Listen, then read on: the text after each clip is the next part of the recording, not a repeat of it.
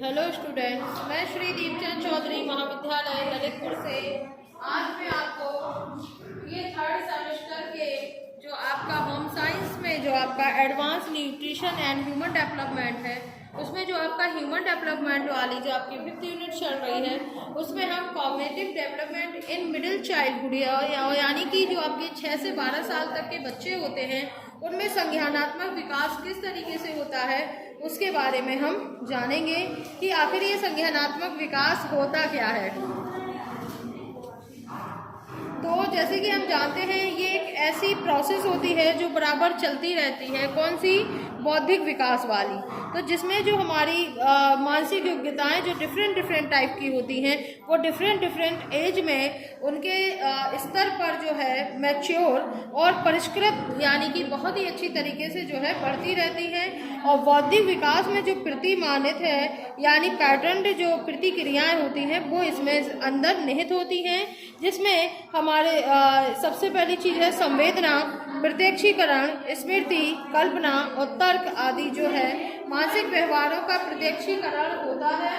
जिसमें कि जो हमारा बालकों में अगर बौद्धिक विकास की बात करें तो उसमें संवेदना और प्रत्यक्षीकरण का महत्वपूर्ण स्थान है।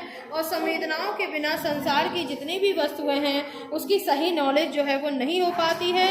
जिसमें हमारी आईज, ईयर, हमारी टंग, हमारी स्किन, नोज, जितनी भी हमारे जो बॉडी पार्ट्स होते हैं उनकी क्षमताओं का विकास हो जाने से बालक के जो रंग, ध्वनि, रस, गंध और स्पर्श के जो स्वरूप होता है उसके प्रकार और गुण का ज्ञान जो है उसमें प्राप्त होता है।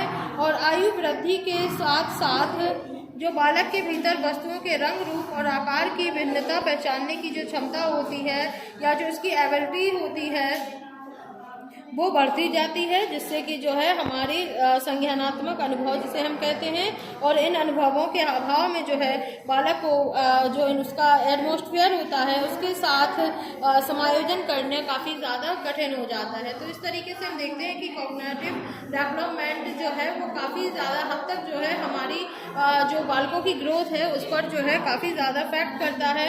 और जैसे कि मैं बता चुकी हूँ तो बालक में सबसे पहले जो है वो संवेदना, उसके बाद जो है प्रत्यक्षीकरण का विकास होती है और प्रत्यक्षीकरण के द्वारा जो है ज्ञान शक्ति की वृद्धि और उसके साथ साथ जो है प्रत्ययों का निर्माण भी जो है इसी में होता है। और ज्ञान शक्ति की वृद्धि जो है संज्ञानात्मक या जिसे हम बोधात्मक विकास भी जो है इसे हम कहते हैं। और ये एक बहुत ही ज़्यादा जटिल प्रोसेस होती है जिसमें कई बातें जुड़ी होती हैं। जैसे नंबर 1 हमारा है प्रत्यक्षीकरण, नंबर 2 स्मरण, चिंतन, और इसके साथ साथ समस्या समाधान भी जो है इसके अंतर्गत आता है। अब बात करते हैं डिफरेंट टाइप्स के जो इसके प्रोसेस के जो स्टेप्स होते हैं उन स्तरों की। तो पहले स्तर पे हम देखते हैं कि इसमें आता है, सबसे पहले है इमेज फॉर्मेशन या जिसे हम कहते हैं प्रतिमा निर्माण। तो सबसे पहले जो है प्राणी अपनी ज्ञानेंद्रियों के माध्यम से जो है बाह्य जगत से जो है संवेदनाएं ग्रहण करता है और संवेदनाओं के माध्यम से जो है प्रत्यक्षीकरण का जो है उनकी जो प्रतिमाएं होती हैं वो मस्तिष्क में बना लेता है। और भिन्न संवेदनाओं से संबंधित जो कि भिन्न या फिर कहें डिफरेंट टाइप की प्रतिमाएं जो है वो अपने मस्तिष्क में बनाता है। और जैसे एक बार आग से जला हुआ बालक जब आग को देखता है तो वो उससे डर जाता है। तो ये हमारी इमेज फॉर्मेशन में आता है। दूसरा होता है सिंबल्स या जिसे हम कहते हैं संकेत। तो संवेदनाओं के द्वारा बाह्य जगत का प्रत्यक्षीकरण करने पर उत्तेजनाओं के संबंध में प्रतीकों व संकेतों द्वारा चिंतन कर समझने व समझाने का जो प्रयास है वो किया जाता है। और संकेत के उद्दीपक होते हैं जो अनुपस्थित वस्तु का प्रतिनिधित्व जो है इसमें करते हैं। तीसरा जो हमारा होता है वो होता है हमारा लैंग्वेज यानी कि भाषा। तो भाषा को अगर देखा जाए तो संज्ञानात्मक विकास क्रम में जो थर्ड आपका स्टेप है वो है हमारा लैंग्वेज। और बाह्य जगत यानी जो एक्सटर्नल हमारा जो संसार है या जिसको कहा जाए कि जो एटमॉस्फेयर बना हुआ है उसमें वस्तुओं का बोध होने पर जो प्रतिमा निर्मित की जाती है उसके संबंध में उनकी जिज्ञासा का समाधान करता है।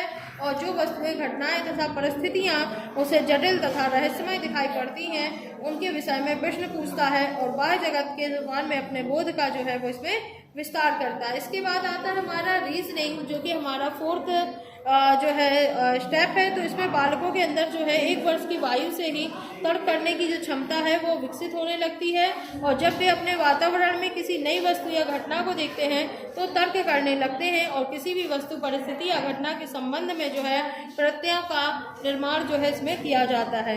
इसके बाद लास्ट जो है हमारा वो है कॉन्सेप्ट फॉर्मेशन, जिसे हम कहते हैं प्रत्यय निर्माण, और ये जो है मानसिक और संरचनात्मक विकास का जो है काफ़ी ज़्यादा महत्वपूर्ण अंग माना जाता है, और यह किसी देखी गई वस्तु की जो है मानसिक प्रतिमा है, और प्रत्यय निर्माण में ही जो है संज्ञानात्मक विकास जो है वो होता है। तो इस तरीके से हम देखते हैं कि कौन कौन से जो स्टेप्स थे जो हमारे कॉग्निटिव प्रोसेस को काफ़ी ज़्यादा अफेक्ट करते हैं, या जो स्टेप है वो है हमारा image formation, symbols, language, reasoning, and last हमारा देन जो होता है वो है कॉन्सेप्ट फॉर्मेशन।